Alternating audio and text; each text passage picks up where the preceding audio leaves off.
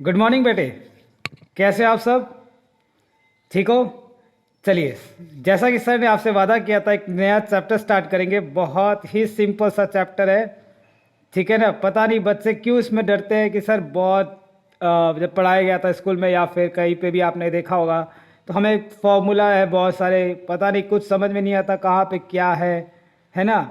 तो ठीक है, आज की क्लास तो देखो थ्योरी क्लास है। जब हम वैल्यूएशन सीखेंगे तो वादा है अपना, यहाँ से पढ़ने के बाद आपको कोई दिक्कत आ जाए तो बता देना, ठीक है।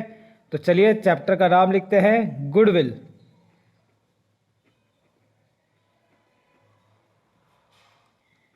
हेडिंग करें nature and valuation.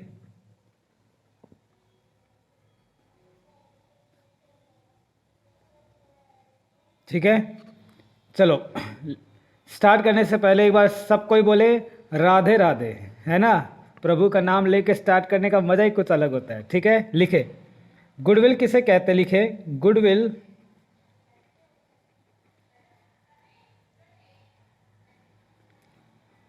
refers to the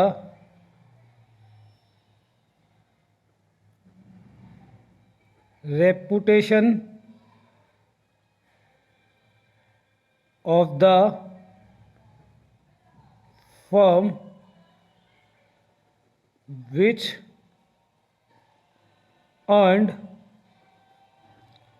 through hard work and honesty of its owner. ठीक है, दिख रहा है? चलो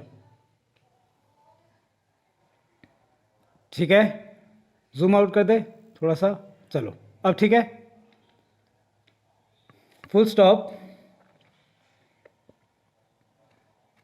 इट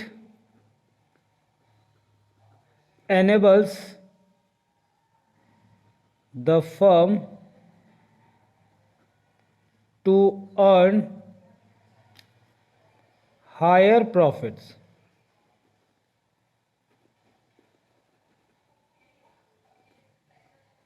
in comparison दिख रहे हो, इन कंपैरिजन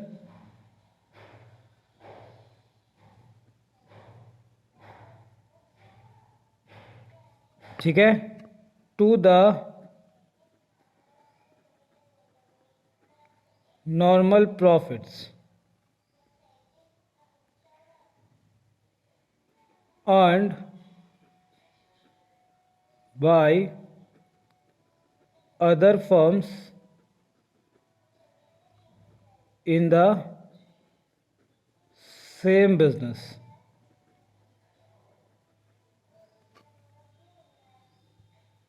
ठीक है,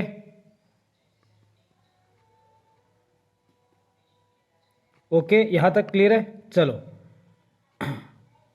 लिख लिया। चलो आप चाहे तो एग्जाम में आप ये डेफिनेशन भी लिख के आ जाओगे तो भी ठीक है, या फिर और लिखें goodwill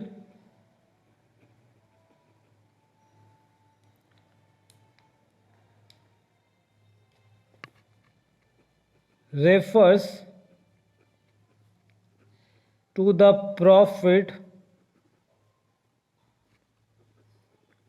earned in future which arises due to the efforts in past। चलो दोनों में से आप जो भी लिख कर आओगे फुल मार्क्स मिलेंगे, कोई दिक्कत नहीं है। ठीक है ना, आप लिखो फिर मैं समझाने का काम स्टार्ट करता हूं। ठीक है ना,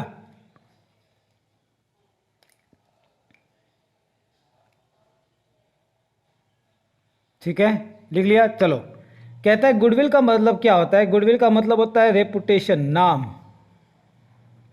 ठीक है ना, जो कहते हैं ना इसका बहुत बड़ा नाम है। ठीक है, जिसकी भी मोटी उसका भी बड़ा नाम है ना। तो वही नाम जैसे कह देते कि अमिताभ बच्चन, आहा, आप समझ जाते हो भाई, बहुत बड़े सेलिब्रिटी है, ठीक है ना। मुकेश अंबानी और बहुत बड़े बिजनेसमैन है। रतन टाटा बहुत बड़े बिजनेसमैन है, नाम है इनका, है ना। तो जो नाम है जिसके चलते आप प्रसिद्ध हो उसे हम कहते हैं यहाँ पे goodwill. Goodwill refers to reputations of the firm. Firm मतलब बिजनेस, किसी बिजनेस का जो रेपुटेशन होता है, ठीक है ना, उसे हम क्या कहते हैं, गुडविल। जो कैसे कमाया जाता है, मेहनत करके और ईमानदारी के साथ, ठीक है ना। मेहनत करके और ईमानदारी के साथ, जैसे आप मेहनत कर रहे हो और बहुत अपने होमवर्क के प्रति ईमानदार हो। सर जब होमवर्क देते हैं आप पूरा बना के लाते हो, ठीक है ना, उस ईमानदारी के साथ, ठीक है। चलो, इट एनेबल्स द फर्म, और इतना ही नहीं बल्कि ये बिजनेस को क्या करता है, हेल्प कराता है अर्न करने में हायर प्रॉफिट्स, ठीक है, in comparison to the normal profit earned by other firms in the same business, ठीक है। कह रहा है कि अगर मान लो आपके कपड़े का बिजनेस है, ठीक है ना, और सामने वाले का भी कपड़े का बिजनेस है, ठीक है ना, और सेम मार्केट में हो आप लोग, ये फर्म जितना आप कमा रहा है, मान लो 2 लाख रुपया कमाता है पर एनम, लेकिन आप उसी जगह पे क्या कमाते हो, उससे ज़्यादा कमा रहे हो, 4 लाख, 4 लाख नहीं ले लेते, 3 लाख ले लेते हैं पर एनम। तो आप इस फर्म से कितना ज़्यादा कमा रहे हो, 1 लाख। तो ये जो एक्स्ट्रा आप कमा रहे हो ये भी आपके लिए क्या है, गुडविल, ठीक है। क्लियर है। या फिर गुडविल किसे कहेंगे, रेफर्स टू द प्रॉफिट, वो प्रॉफिट जो आप फ्यूचर में कमाओगे, भविष्य में,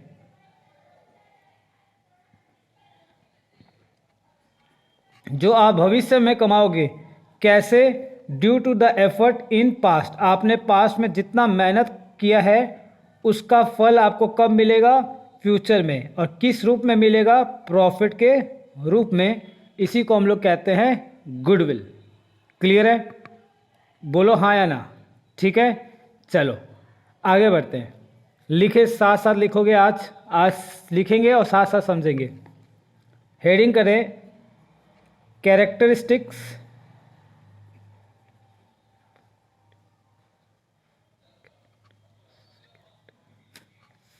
हाँ क्या चीज़, बाद में। Characteristics of goodwill,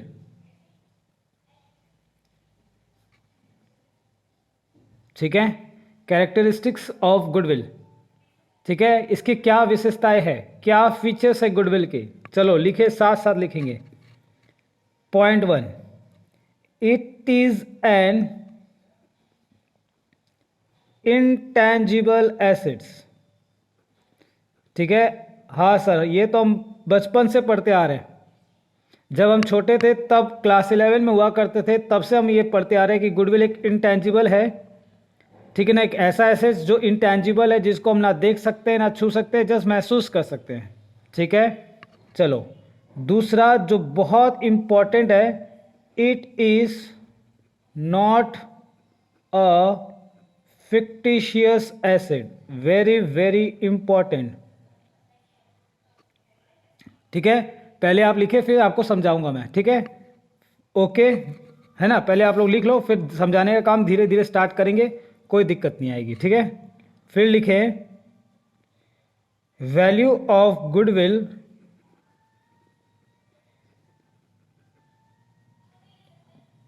value of goodwill is subjective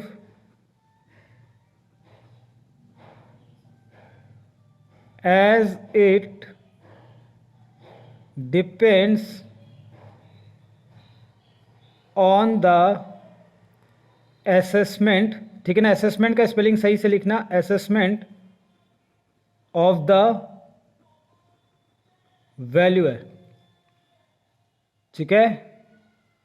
value of goodwill is subjective as it depends on the assessment of the valuer, ठीक है। ये 3 कैरेक्टरिस्टिक है गुडविल के, ठीक है। हाँ पहले कॉपी करो फिर समझाता हूं मैं।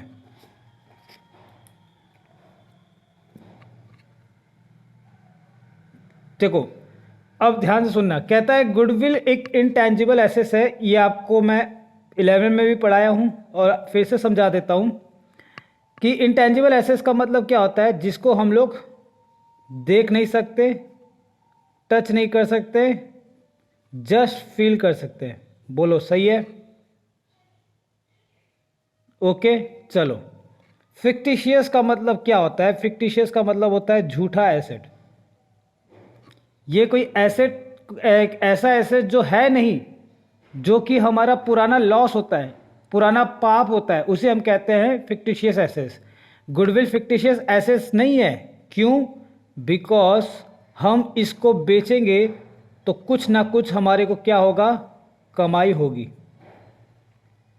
ठीक है, तो इसीलिए हम इसको फिक्टिशियस एसेट्स नहीं बोलेंगे।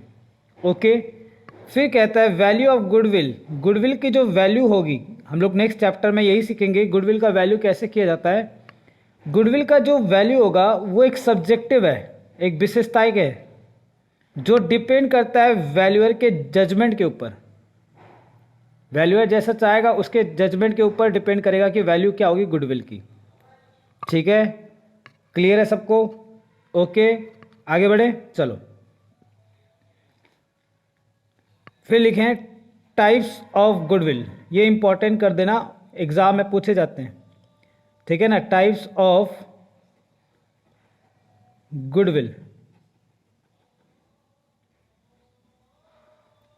दो एरो ले लो। ठीक है, एक को हम लोग बोलेंगे परचेज्ड गुडविल,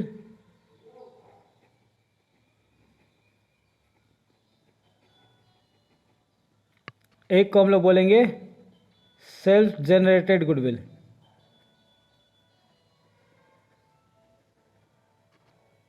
ठीक है, एक होगा हमारा परचेज गुडविल और दूसरा होगा हमारा सेल्फ जनरेटेड गुडविल। ठीक है, परचेज गुडविल किसे कहते हैं? लिखो, those goodwill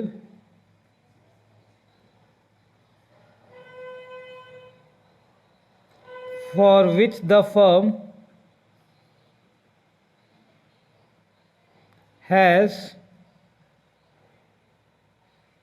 paid some consideration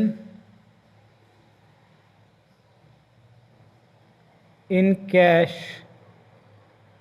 or in kind।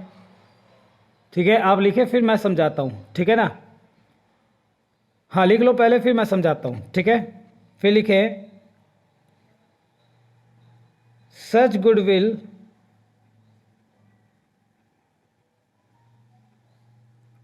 is shown on the asset side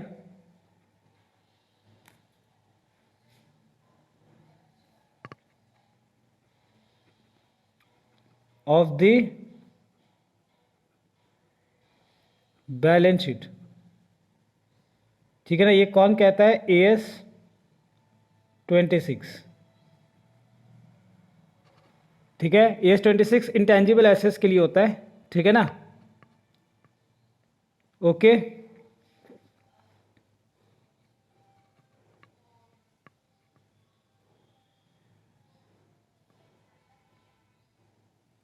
ठीक है, लिख लिया? लिख लो।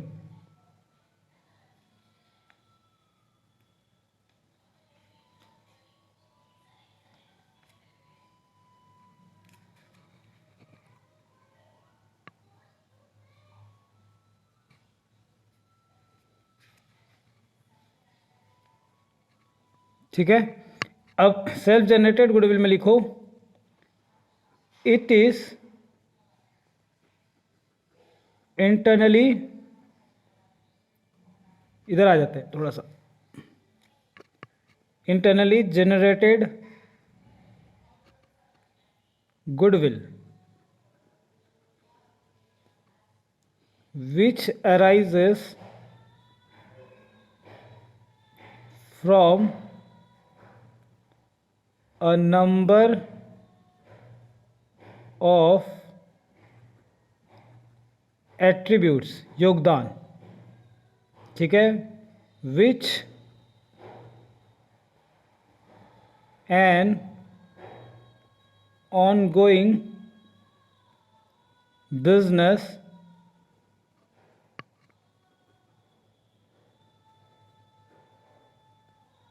possesses, ठीक है, क्लियर है।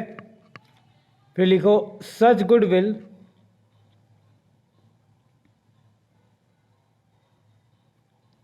is not shown in the books of accounts as no money consideration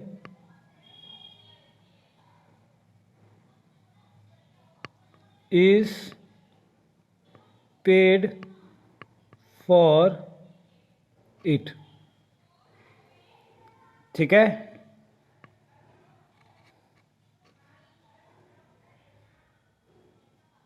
देख लिया, हो गया। चलो अब हम लोग समझते हैं इसको, आराम से धीरे धीरे समझेंगे, फिर सारी बातें आपको क्लियर हो जाएगी, ठीक है। देखो आप पहले समझे, ये कोई बिजनेस है,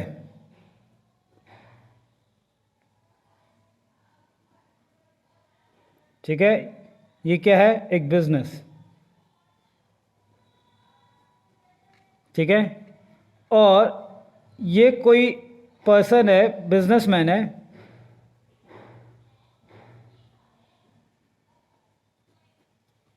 ठीक है ना। ये बिजनेसमैन क्या है, इस बिजनेस को खरीदना चाहता है। क्या करना चाहता है, परचेज करना चाहता है, ठीक है।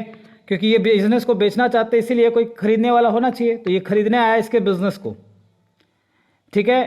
अब मेरी बात सुन रहा, देखो जब कोई आप बिजनेस को खरीदते हो या सामने कोई बिजनेस को अगर बेचना है, ठीक है ना, तो हम मन से कोई सौदा नहीं लगाते कि भाई हम कह देंगे, कल को ये कह देगा कि हमारे बिजनेस के लिए 100 करोड़ दे दो, ठीक है, तो क्या आप मन से दे दोगे क्या 100 करोड़? नहीं।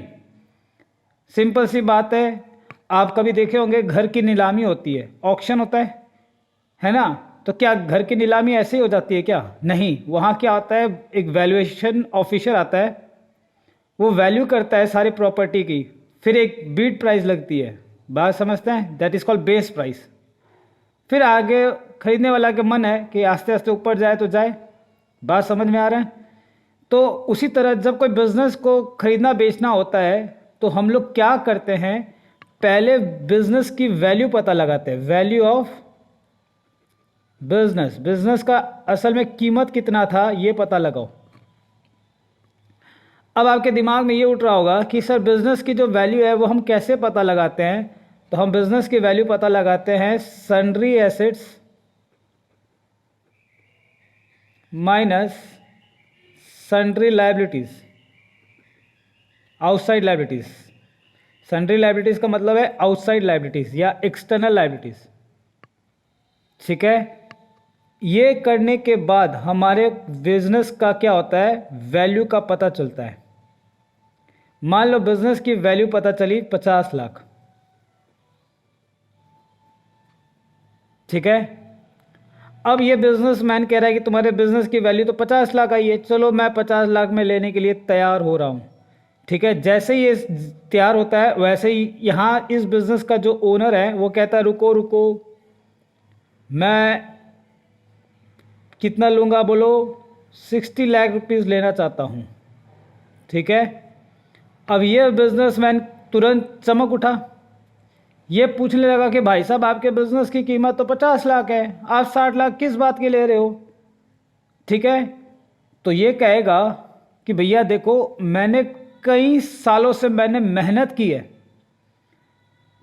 मैंने बहुत मेहनत की है, मैंने ईमानदारी से हॉनेस्टली हार्ड वर्क किया है, मैंने बहुत सारे ऐसे कस्टमर जोड़ रखे हैं जो यहाँ पे बिन बुलाए आ जाएंगे, आंख बंद करके सीधे मेरे दुकान पे आएंगे, उनको और कहीं जाना होता ही नहीं है, सीधे मेरे पास आते हैं।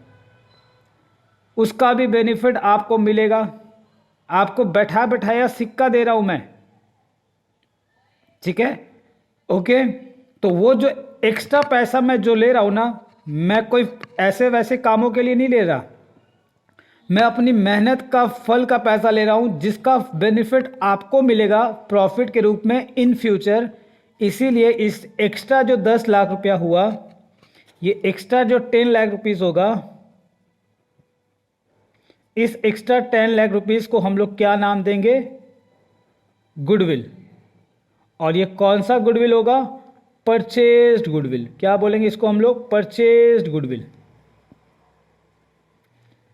ठीक है, तो परचेज गुडविल किसको कहते हैं? वो गुडविल जिसके लिए सम कंसिडरेशन इज पेड, जिसके लिए जो कंसिडरेशन क्या हुआ है, पेड किया गया हो, उसी को हम लोग बोलते हैं परचेज गुडविल। ठीक है, और इसी परचेज गुडविल को हम लोग अपने बुक्स ऑफ अकाउंट में शो करेंगे। बुक्स ऑफ अकाउंट्स का मतलब होता है बैलेंस शीट। हम इसको बैलेंस शीट में दिखाएंगे, वो भी कहां पे? एसेट साइड में। ठीक है, ये कौन कह रहा है आपसे? ये कह रहा है AS 26 इंटेंजिबल एसेट्स। ठीक है ना, अब ये मत कहना सर आप AS 26 पढ़ाओ, ठीक है ना, कभी वीडियो बना दूंगा फिर आप देखते रहना, है ना। तो जब आप बीकॉम में पहुंचोगे तब देखना आराम से, वैसे वीडियो बना दूंगा, आपकी इच्छा है, आपकी ख्वाहिश जरूर पूरा करूंगा, ठीक है ना। फिलहाल इतना ही सुनो, क्लियर है? ओके, तो ये बिजनेसमैन इस गुडविल को अपने बैलेंस शीट में दिखाएगा। This is called purchase goodwill. ठीक है ना, फिर सुनो ध्यान से, ये बिजनेस है कोई,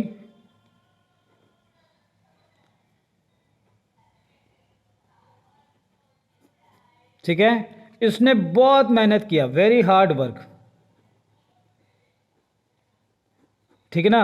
और यहाँ पे वो 7 सालों से बिजनेस कर रहा है और बहुत अच्छे से कर रहा है। होनेस्टली इसके प्रोडक्ट बहुत बढ़िया है, सब कुछ बढ़िया, quality of product is very good, service is everything is very good. इसने बहुत मेहनत करके अपना बिजनेस का सिक्का जमाया है। अब यह अपने बिजनेस की गुडविल की वैल्यू कराना चाहता है। ठीक है, तो गुडविल की जो वैल्यू कराएगा, मान लो गुडविल की वैल्यू निकल के आई 5 लाख। ठीक है, ये जो आपने अपनी मेहनत से, अपने बलबूते से जो आपने मेहनत से जो नाम कमाया है, सिक्का कमाया है, उस गुडविल को हम लोग बैलेंस शीट में शो नहीं करेंगे। This is called self generated goodwill. इसको हम लोग क्या नाम देते हैं? Self generated goodwill. जो कैसे हुआ है? कई सालों से, 7 ईयर्स, मतलब कई कंजिक्यूटिव ईयर्स को जोड़ने के बाद। ठीक है ना, बहुत सालों के मेहनत का फल है ये।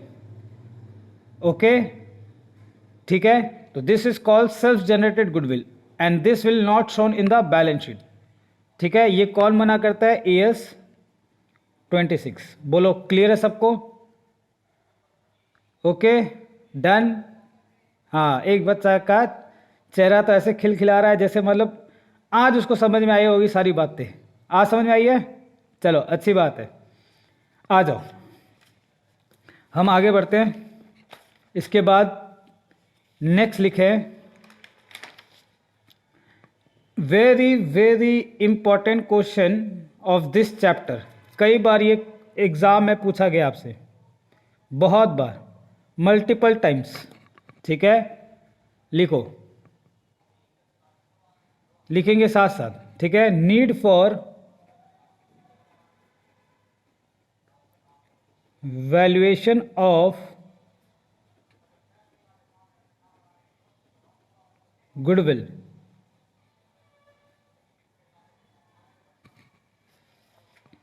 ठीक है, need for valuation of goodwill. हाँ, बहुत बार पूछा गया है। और इसमें एक मजे की चीज भी बताऊंगा, देखो ना साथ, तो चलो चलो, कब कब जरूरत पड़ेगी तो लिखो, the need for valuation of goodwill arises, point number 1, when there is change in the profit sharing ratio. ठीक है, आप लिखे फिर मैं समझाता हूँ। ठीक है, point number 2, when a new partner is admitted. Number 3, when a partner retires और राम राम सत्य है ना, डाइस अल्लाह मियाँ को प्यारे हो जाए। चलो number 4, when partnership firm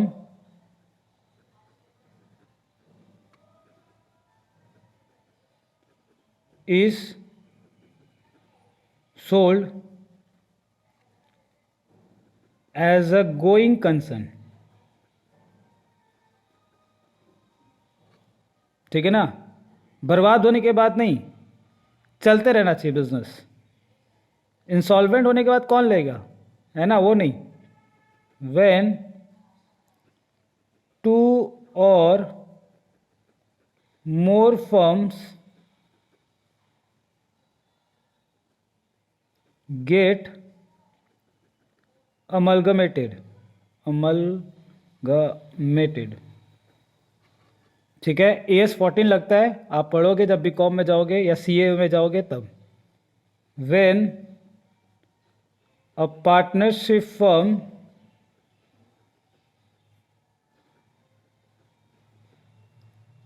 is converted into a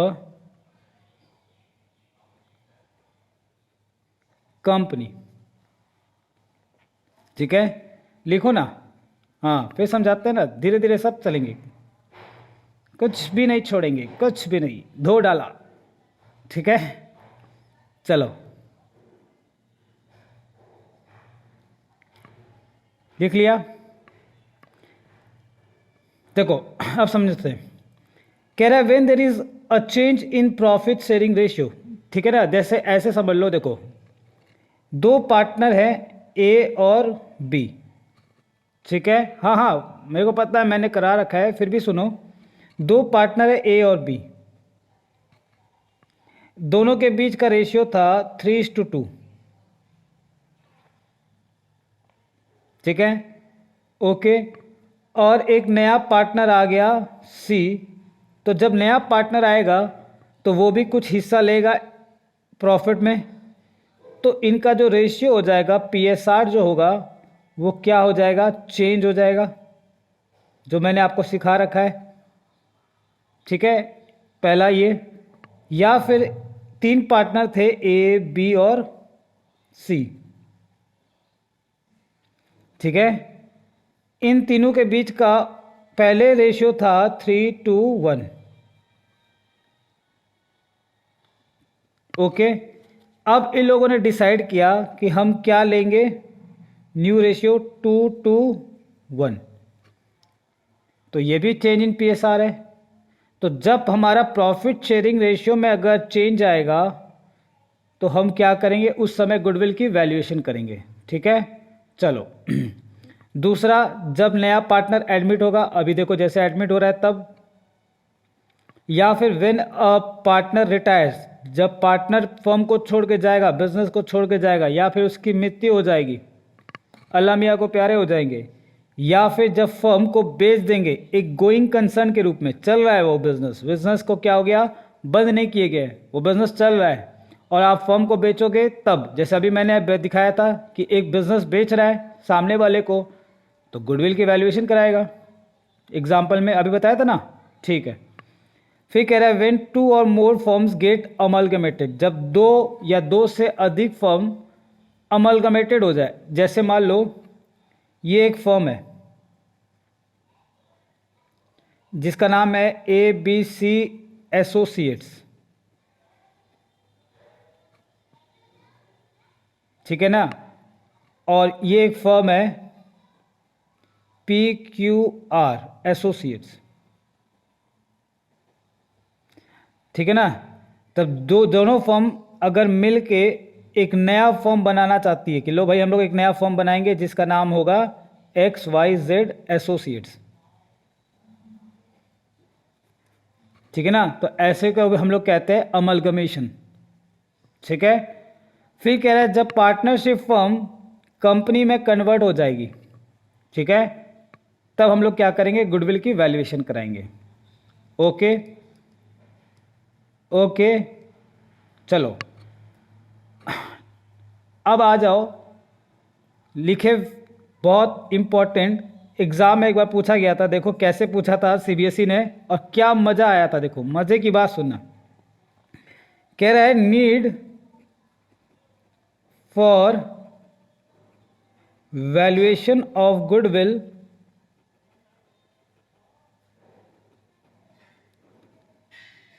irrespective of change in PSR अब बच्चे समझ गए होंगे, या फिर चेंज इन PSR और when there is admission oblique retirement, यहां नहीं लिखते हैं, इधर आ जाते हैं, retirement oblique death of a partner. ठीक है, समझ में आ रहा है क्वेश्चन का मतलब, समझ में आया? कई बच्चे के चेहरे पे तो हंसी आ गई कि ये क्या कर दिया सर आपने, है ना। हाँ ऐसा ही हुआ था। देखो क्या हुआ था मैं बताता हूँ। क्वेश्चन का मतलब क्या है, देखो क्वेश्चन ये कह रहा है आपको गुडविल का वैल्यूएशन कब कब जरूरत पड़ेगी। तो मैंने कहा ये 6 सिचुएशन है जहां हमें गुडविल की वैल्यूएशन करानी पड़ती है। ठीक है, और CBSE ने क्वेश्चन क्या कर दिया था, कहा कि भैया ये जो 3 सिचुएशन है ना आपको दिखाई दे रहा है, इन 3 सिचुएशन को छोड़कर लास्ट के जो 3 सिचुएशन बच्चे हैं ना, ये बताओ आप। ठीक है ना, ये 3 जो शुरू के सिचुएशन है इसको छोड़ दो। ठीक है ना, ये 3 सिचुएशन के अलावा और कौन से वो 3 सिचुएशन है जिसमें हमें गुडविल की वैल्यूएशन की जरूरत पड़ेगी। अब क्या हुआ देखो, हम भारतीय है ना, शुरू में जो भी आता है वही दिख जाता है, तो वही हम लोग पसंद कर लेते हैं। और हमारे अंदर की जो मतलब क्या बोल सकते हैं, सिक्स सेंस जो होता है वो बहुत ह्यूज होती है। हम अपने आप से बहुत बड़े ज्ञानी मान लेते हैं अपने आप को, और ये समझ बैठते हैं कि यार थ्योरी तो है, 2 मार्क्स का पूछेगा, है ना, चलो उससे ज़्यादा क्या पूछेगा, या ज़्यादा से ज़्यादा खूब होगा तो 3 मार्क्स का पूछ लेगा, उससे ज़्यादा तो आ ही नहीं सकता। या 1 मार्क्स का पूछ लेगा, 1 2 3, उससे ज़्यादा तो क्या पूछेगा। हम क्या किए, हम लोग क्या करते हैं, शुरू के 3 पॉइंट पढ़ के चले जाते हैं, बस 3 में 3 मिल जाएंगे। ठीक है ना, हो गया। अब अब समझ गए बच्चे कि हाँ, बहुत सारे बच्चों ने क्या किया था उस एग्जाम के पहले, ये शुरू के 3 पॉइंट पढ़ के चले गए। और CBSE ने क्या किया, ठीक है ना, उन लोगों ने ये बदमाशी कर बैठ दिया कि भैया कहा कि ये जो 3 पॉइंट है ना, इन 3 पॉइंट के अलावा लास्ट की जो 3 पॉइंट है ये बताओ। अब बच्चे जैसे ही क्वेश्चन पढ़े, ठीक है ना, अब वो भगवान को याद करने लगे, हे राम ये हमने क्या कर दिया, काश हम निर्मल बाबा के पास गए होते तो शायद वो कुछ बता देते कि बेटा ऐसा होगा, है ना। निर्मल बाबा के बारे में जानते हो ना। हाँ ठीक है, तो चलो लिखें। लिखो, पॉइंट देके लिखे, व्हेन पार्टनर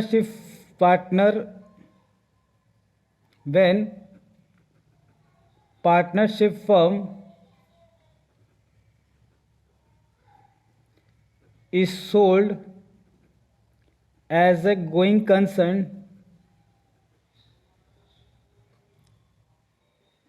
ठीक है. Next, when two or more firms get amalgamated.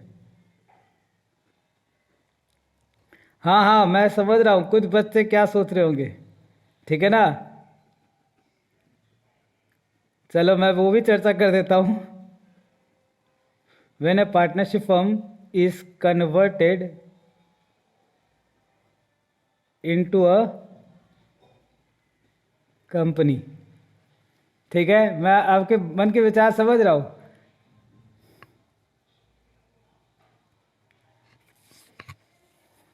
ठीक है ना. हाँ, लिख लिया. हाँ, मैं समझ रहा हूँ क्या सोच रहे हो. आप ये सोच रहे होगे कि सर अगर बच्चे 3 पढ़ के गए और काश ये 3 के अलावा ऊपर के 3 पूछ लेते तो बच्चों का किस्मत खुल जाता, है ना. अब क्या करें, है ना, नहीं खुला विचारों का.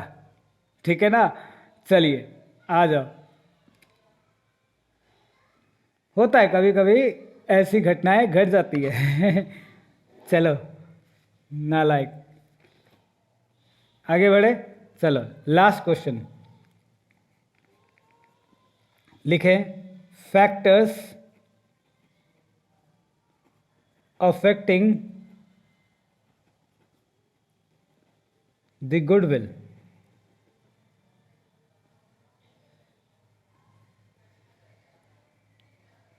ठीक है. लिखो point number 1, efficient management. Number 2, favorable location. Number 3, ठीक है, longevity of बिजनेस, कि भैया बिजनेस आपका कितने दिनों से है. ठीक है ना, अभी अभी खोला है या काफ़ी सालों से आप बिजनेस को यहाँ पे स्टेबलाइज कर रखे हो ये. ठीक है. क्वालिटी,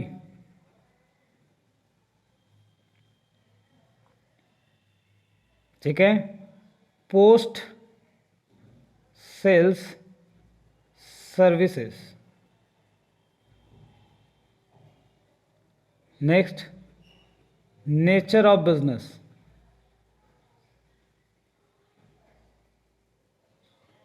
ठीक है. Number 7, past performance. ठीक है. Number 8, market situation. आपके बाज़ार जिस जहाँ पे है वो सिचुएशन कैसा है बाज़ार का, अच्छा है कि नहीं, वहाँ कस्टमर आते हैं कि भी नहीं. ठीक है, क्लियर है. चलो number 9, risk associated with business.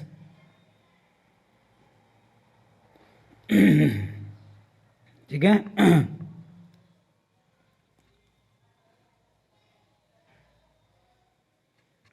लिख लिया. लिखो last, access to suppliers. Supplier को अगर हम खोजने जाए तो आपके यहाँ सप्लायर्स आते भी है क्या, मिल जाएंगे क्या आराम से. ठीक है, आपके मार्केट तक. कहीं ऐसा तो नहीं कि सप्लायर आने से मना करते हो, है ना, ऐसा नहीं होना चाहिए. चलो कॉपी करो. नहीं, इसमें ज़्यादा कुछ एक्सप्लेनेशन जैसा कुछ नहीं है. आप ये पॉइंट पूछेगा यहाँ, वैसा कुछ नहीं है, आप पढ़ के चले जाना. 5-6 पॉइंट पढ़ लेना काफ़ी है ना.